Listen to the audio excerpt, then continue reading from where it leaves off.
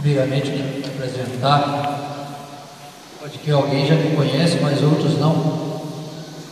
Como o David já disse, meu nome é Laureninho, sou de Perdões, sou casado, graças a Deus. Em janeiro agora, se Deus quiser, completo 20 anos de casado, com a graça de Deus. E eu com minha esposa fazemos parte do Ministério para as Famílias. Estamos atualmente coordenando o Ministério para as Famílias da Diocese. Devido aos afazeres domésticos, ela não pôde estar aqui. Todo mundo sabe, mulher que trabalha no final de semana rala de novo, Tem que cuidar da casa.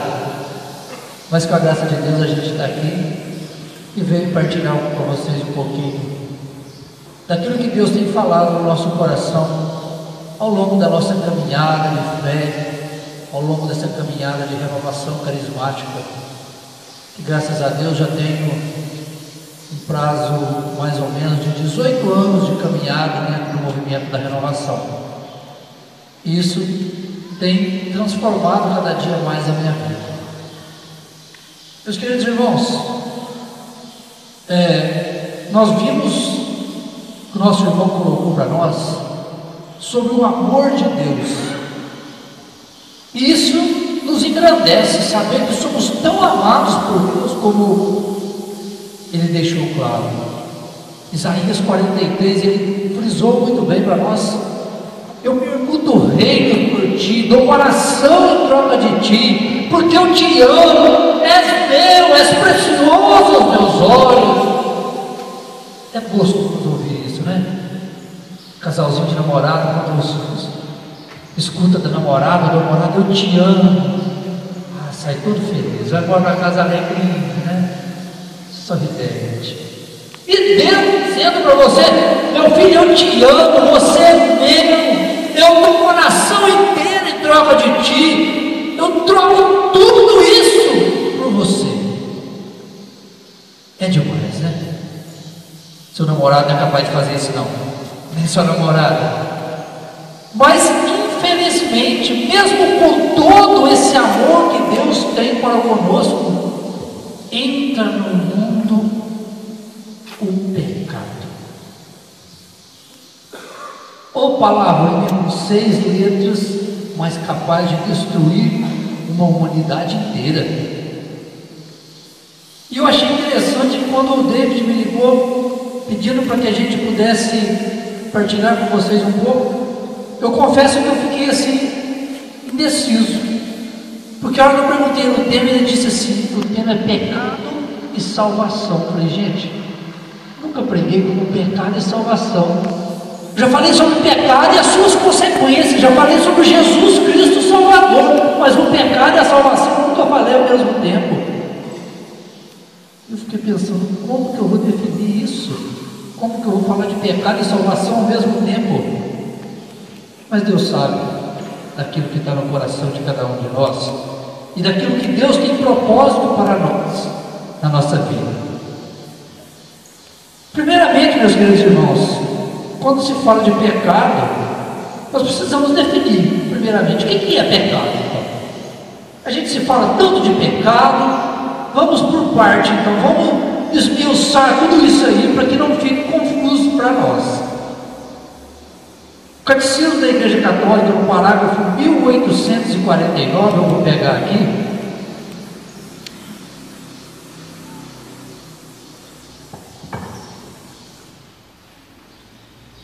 Primeiramente, o Catecismo da Igreja Católica diz assim para nós: o que é o pecado? O pecado é uma falta contra a razão, a verdade e a consciência reta. É uma falta do amor verdadeiro para com Deus e para com o próximo, por causa de um apego perverso a certos bens. O pecado é uma ofensa a Deus. O pecado ergue-se contra o amor de Deus por nós e desvia dele os nossos corações.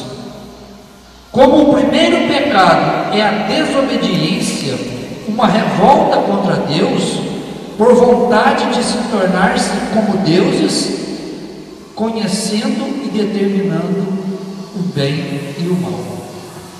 Nós vemos uma definição clara do pecado. O que é o pecado? É uma ofensa a Deus. É o ser humano querer agir por si próprio. Primeiramente, nós vimos também que é uma desobediência.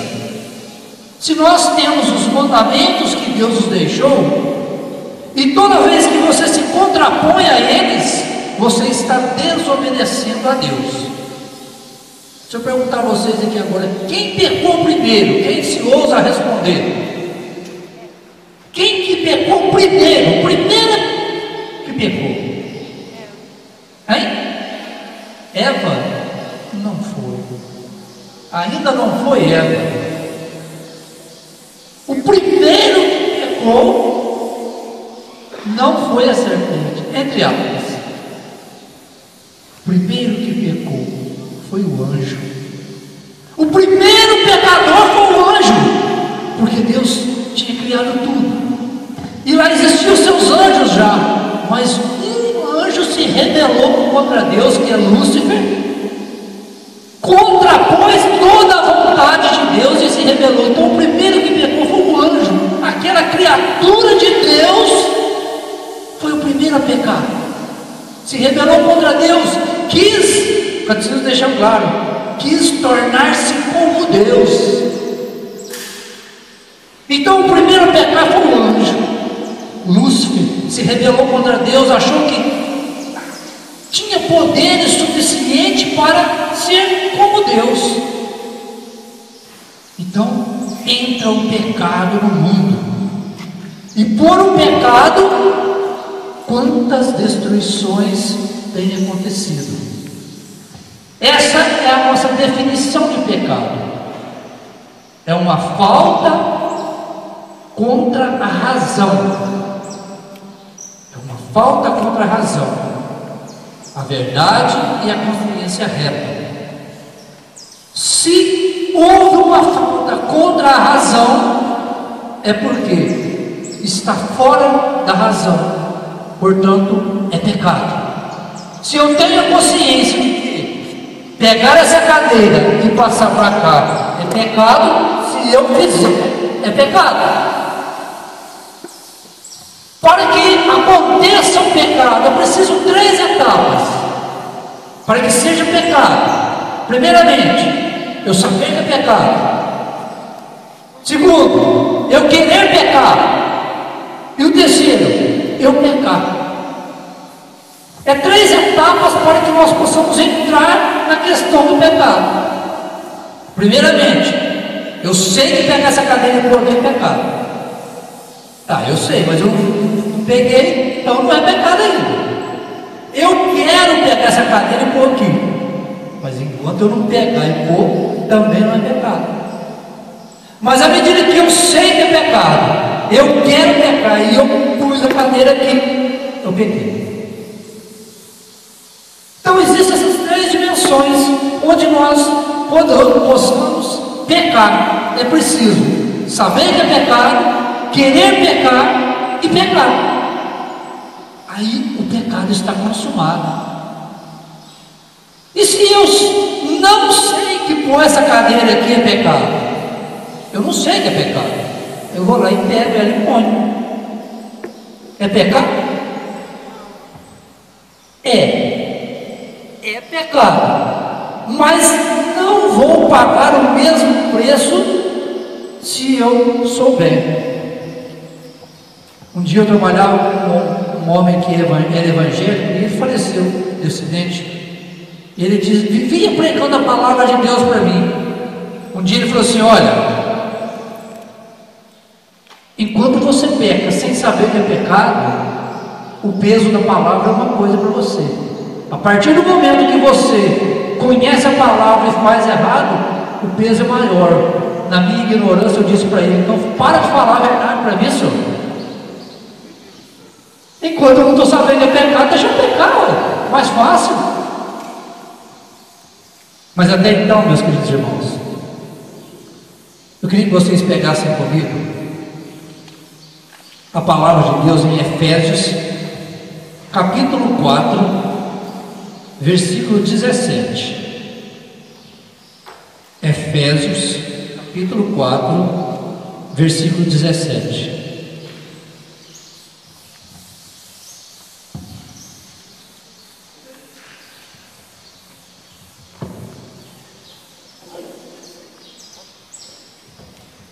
Amém ou misericórdia? Efésios, capítulo 4, versículo 17.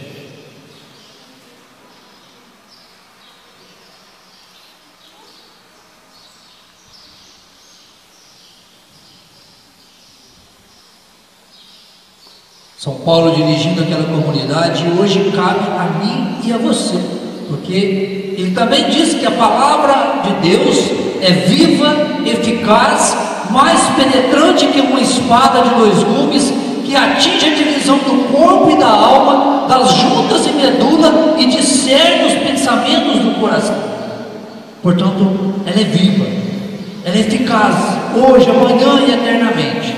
E ela diz para nós: portanto, eis o que digo e conjuro no Senhor: não persistais em viver como os pagãos, que andam à mercê de suas ideias frívolas, têm o entendimento obscurecido, sua ignorância e o entendimento do seu coração mantém-nos afastados da vida de Deus.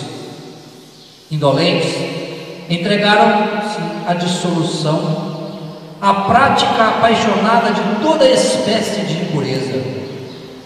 Vós, porém, não foi para isso que vos tornastes discípulos de Cristo, se é que ouviste dele e aprendestes, como convém a verdade em Jesus.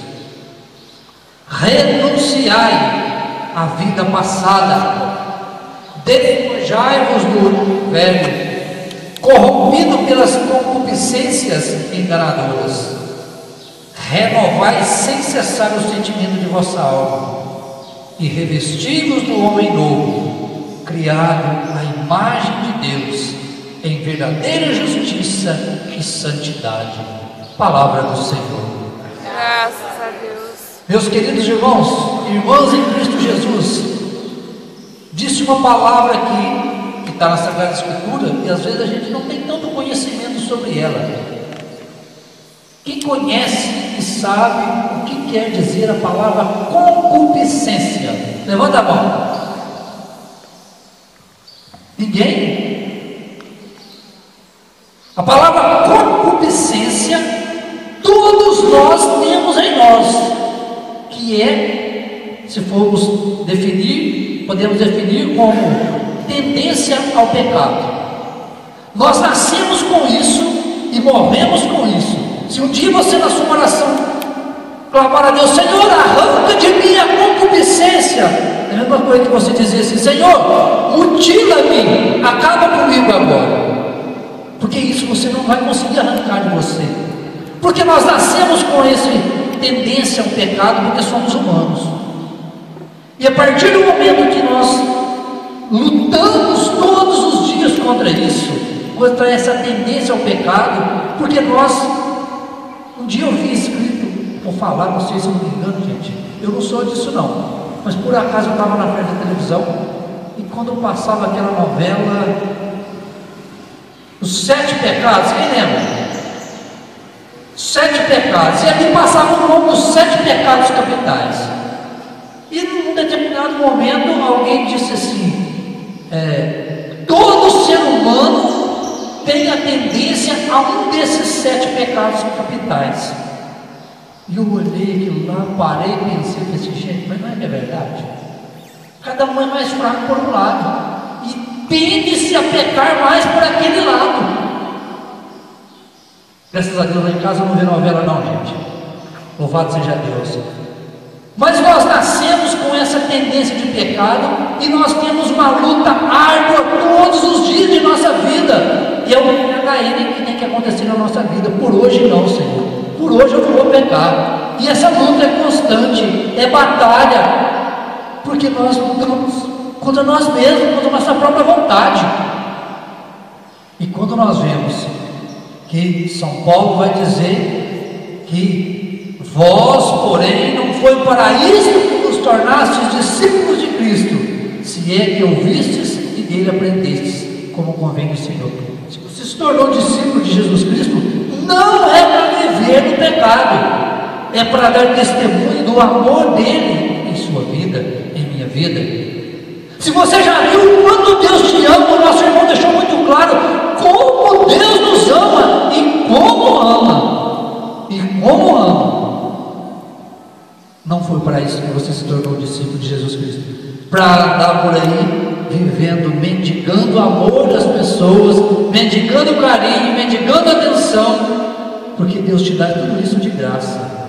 O pecado entra na vida do ser humano e, se você não ficar esperto, ele te destrói. Ele te destrói. Meus queridos irmãos, se nós pegarmos a palavra de Deus em Gálatas, capítulo 5, versículo 13, vamos pegar? Gálatas, capítulo 5, versículo 13.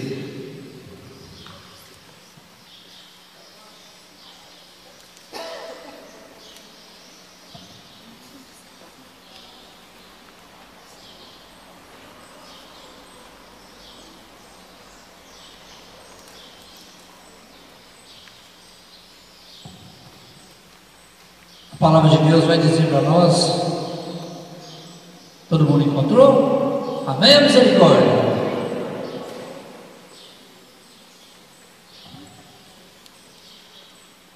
Não abusar da liberdade, viver vida espiritual. A palavra de Deus em Gálatas vai dizer para nós: vós, irmãos, fostes chamados à liberdade.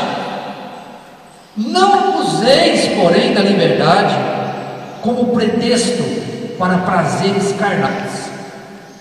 Pelo contrário, fazei-vos servos uns dos outros pela caridade, porque toda a lei se encerra num só preceito: amarás o teu próximo como a ti mesmo. Mas, se vos mordeis e vos devorais, vede que não acabeis por vos destruirdes uns aos outros.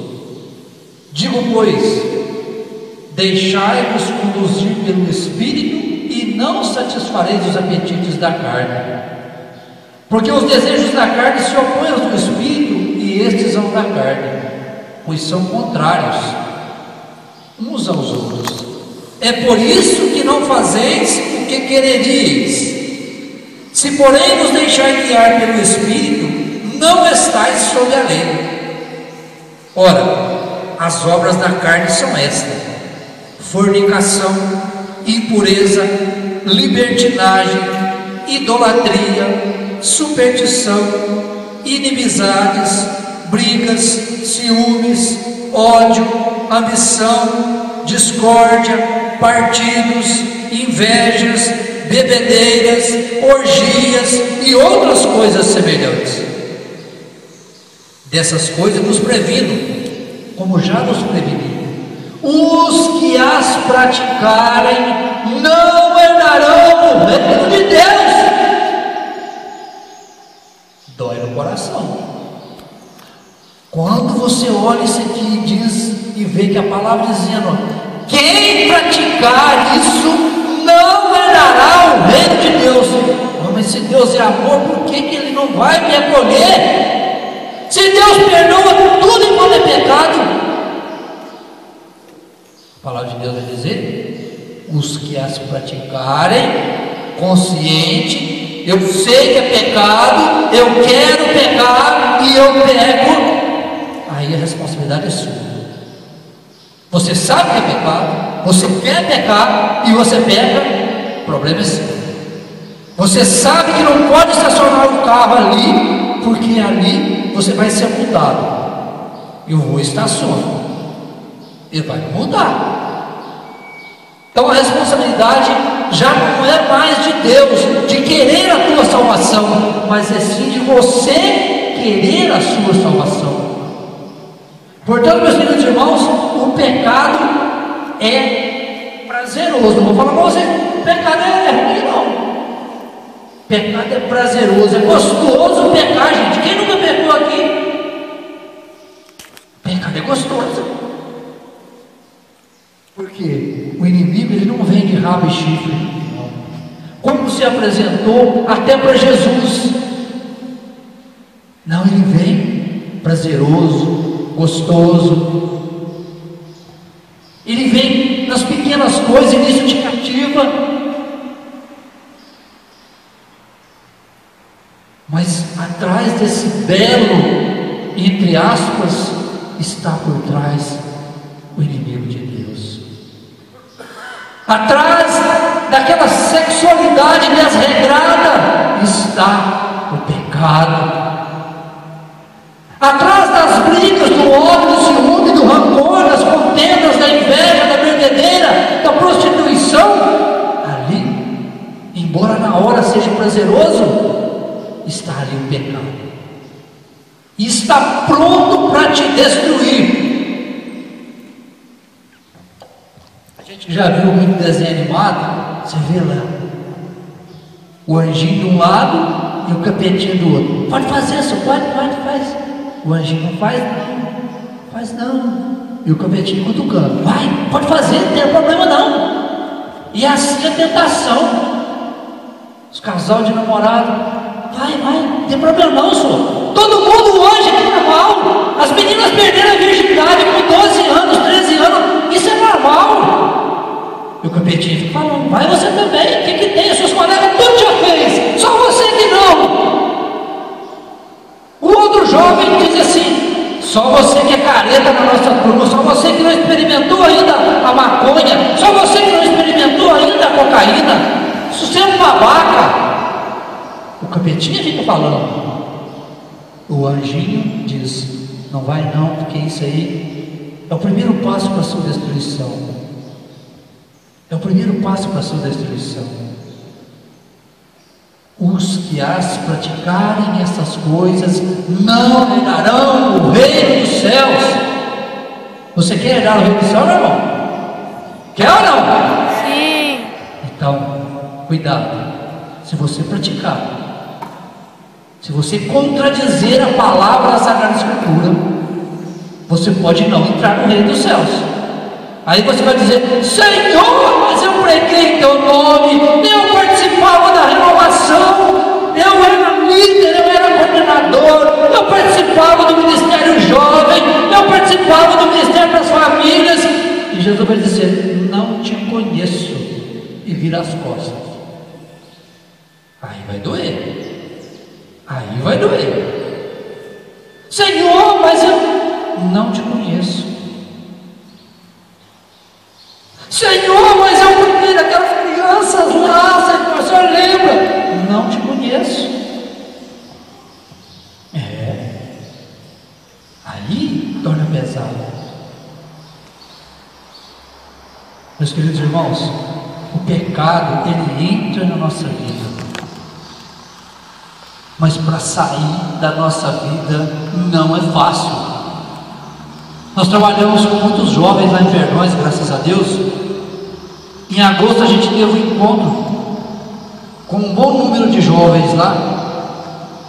E dentro desses jovens tinha uma que era usuária de droga. E o dia que nós fomos à casa dessa jovem a primeira vez, ela não se encontrava lá. E a gente fez como que um grupo de oração naquela casa. E Deus foi colocando palavras na nossa boca, e a gente abrindo a Bíblia para rezar naquela noite, e Deus ia colocando palavras e palavras. E no final das contas, quando eu estava saindo para ir embora, eu disse para a mãe daquela jovem, olha, você pode ter certeza que a sua filha vai mudar de vida. Ela falou assim, eu já não acredito, eu já não tenho esperança disso mais. Porque ela já tinha passado por todas as situações, gente.